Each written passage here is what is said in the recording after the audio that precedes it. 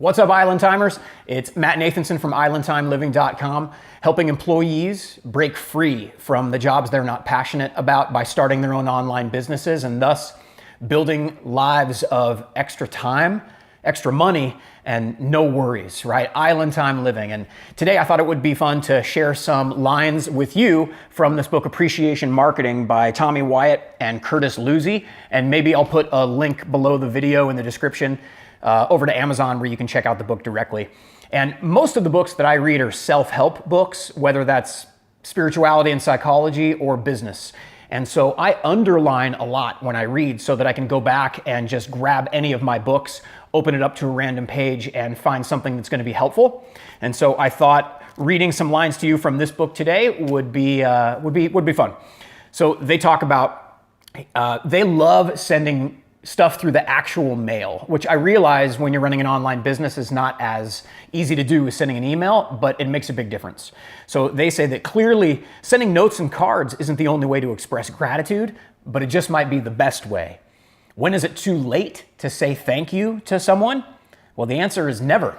The proper thing to do when we send that late thank you note would just be to apologize for being late.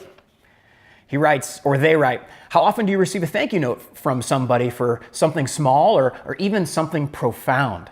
A small thank you could be, thanks for meeting me for coffee.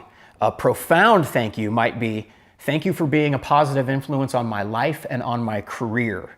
So they talk about the steps are say thank you. Step number 2, send a note or a card or something. Step number 3 is the next level, which is the gift of gratitude and express sincere gratitude.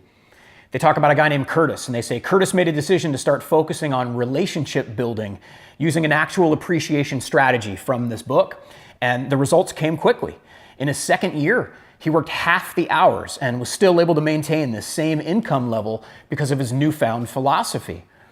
He wrote, he didn't give the gift of saying thank you because he expected something in return. People with everyday greatness are quick to exhibit everyday gratitude. They do not take life or the kindness of others for granted.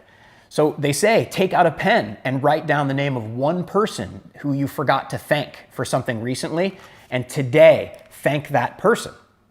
They write, we're so busy looking for new business and trying to build new relationships that we forget to take care of our existing business and foster our existing relationships. Our nation's so focused on efficiency and productivity that we forget that likability is our true lifeline. The majority of today's successful business leaders attained their edge through likability. They make it a habit to treat their customers, employees, colleagues, and associates with respect, and they get the same in return. Our vision is that anyone that becomes a customer of our stores enters into an enduring relationship with us. He or she instantly becomes our friend. Let's see. Does it really matter how many phone calls you make in a day? We don't think so. All that really matters is what type of energy you've attached to the phone call and to yourself. I really love that. And then there's an exercise. Take a few minutes to write down 3 people you're really grateful for, or 3 people who made a difference in your life, and send them a note. Do something nice for them. And then they talk about how it's okay to let other people shine. Lift other people up. When somebody tells you a story during a conversation, just let them bask in their moment, their own glow. Even if you can one-up them, what's the point? It won't make them or anyone else in the room think more positively of you. They probably won't believe you anyway. It's okay to let other people shine. In fact, it's an art. Nobody wants to sit down with you and hear how great you are and what your successes are. Learn to shift the focus from yourself to others. Instead, try to find out about them and how great they are, which I thought was pretty cool. If you send an ad for your business and try to dress it up as a birthday card, it'll be sniffed out, exposed as a thoughtless act, and tossed directly into the garbage can. You will then likely have done more damage than good. So just send a birthday card. Don't mention anything about your business, right? It says a little sincerity still goes a long way in this world. The concept is so old school that people, in their efforts to do things better, faster, and more efficiently, have drifted farther and farther away from what's logical. When I go through my mail, it usually puts me in a lousy mood. There's seldom anything in there I want. It's refreshing when there's actually a piece of personal mail in there, but it doesn't happen very often. So again, with online business, that's a little more challenging because we have people's email addresses. They say, be genuinely interested in people as human beings. Recognize the people within my circle of influence or the people within your circle of influence as unique human beings. Tell them and show them that you appreciate them.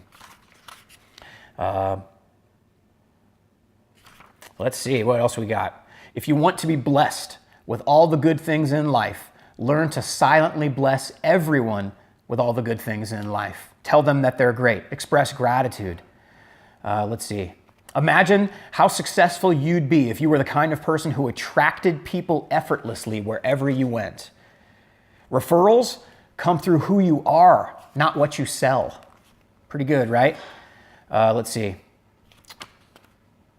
Is it worth just a few minutes a day to build stronger personal and professional relationships in your life? And here, you know what? I'll read you a couple of these paragraphs.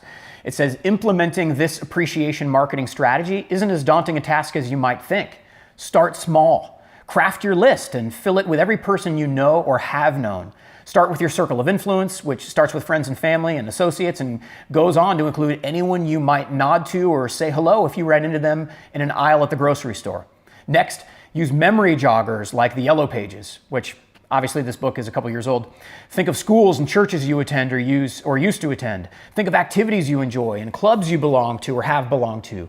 Go through your old stack of business cards. These are the initial people to whom your appreciation should flow. Start out with the obvious, your family, making it a habit of just one quick phone call a day. Something like, hey, Richie, I don't have a lot of time to chat, but I was thinking about you on my ride into work this morning, and I just felt prompted to give you a quick shout and see how you're doing. That's great, man. Have a great day. Let's hopefully get together soon. That wasn't that tough, right? Make the call 5 minutes max. Next, how about grabbing a stack of thank you cards, a stack of nice to meet you cards, and a few birthday cards, and keep them in a box in your office, along with a roll of stamps. And you know what I'm gonna do right now is I'm gonna pause this video and I'm gonna go get the cards that I send out to show you. All right, so I'm back. So I got these cards made at Zazzle.com. Can you see Zazzle?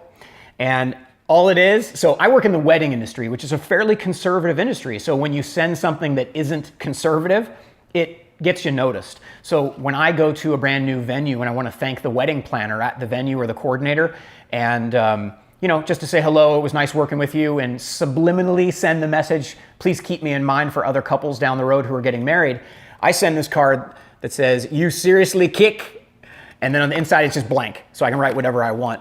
And I got a big stack of these at Zazzle.com, and they weren't that expensive. And it gets people's attention, it makes them smile and laugh, and it sets me apart from the other wedding professionals who were sending thank you cards. It says, they say, the authors, I look for excuses to send people notes on a daily basis.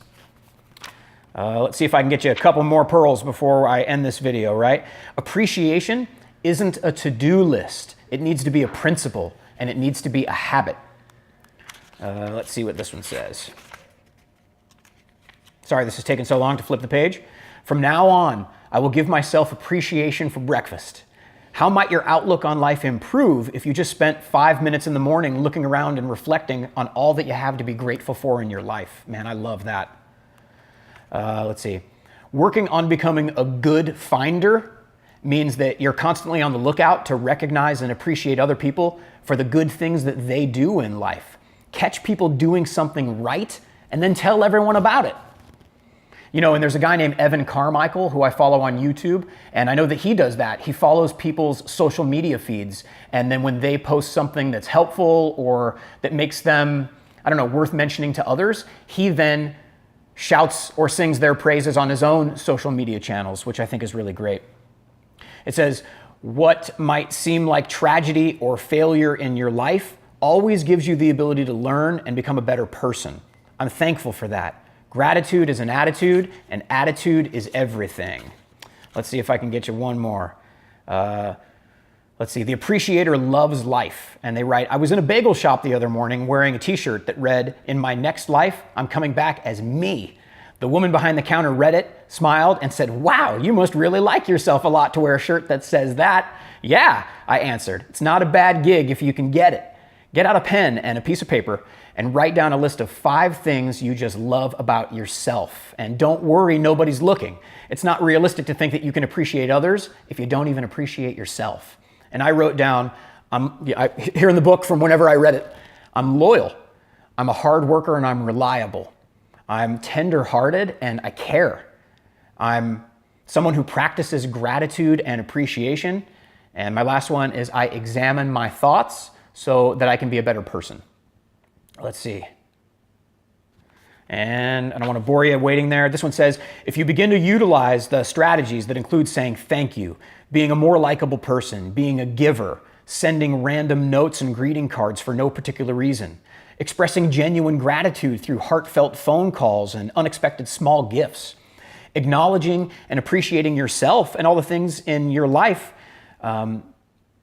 then you, just like you did with that bag of popcorn, and which is a strategy they talk about earlier in the book, will reap the benefits of an abundant life. It says, what random acts of appreciation can you apply starting today? Go ahead, make a list of just 3 and then do them. You know, it could be making dinner for your family, surprising your wife with flowers or a nice card, sending a card to your mom or someone in your family who you haven't spoken to in a while. And then it says when challenges arise, you can do one of 3 things. You can worry, you can hope, or you can create. And they talk about creating ways of expressing gratitude. Set goals, implementing your strategy. A goal without a deadline is just a wish. Too many people fail to take that step. Instead, make a plan based on how many minutes each day you're willing to commit to your new appreciation marketing strategy. And be conscious of people's birthdays and anniversaries and that kind of stuff. Sending thank you notes is also a huge part of an effective appreciation marketing strategy. The expected thank yous are crucial, but it's the unexpected thank yous that set you apart. Who do you know who's had an impact on your life? Maybe it's a former teacher or coach. Maybe it's a parent, a grandparent, or a sibling. Maybe it's an old neighbor, a pastor, an old friend. How about contacting those people to say thank you? It's difficult to do this by telephone, so a handwritten letter or a greeting card is often the best fit. Since receiving that letter from my brother, one of the authors writes, I've been prompted to send those unexpected thank yous to people who have been instrumental in my growth. It's an awesome power to realize that I have the ability to make other people feel as good as I felt when I received the note. I like that. And you know what? I think that's the last thing that I have underlined. So there's the book again, Appreciation Marketing by Tommy Wyatt and Curtis Luzzi. And I hope this was helpful, and we'll chat with you guys soon. Thanks so much, Island Timers. Bye-bye.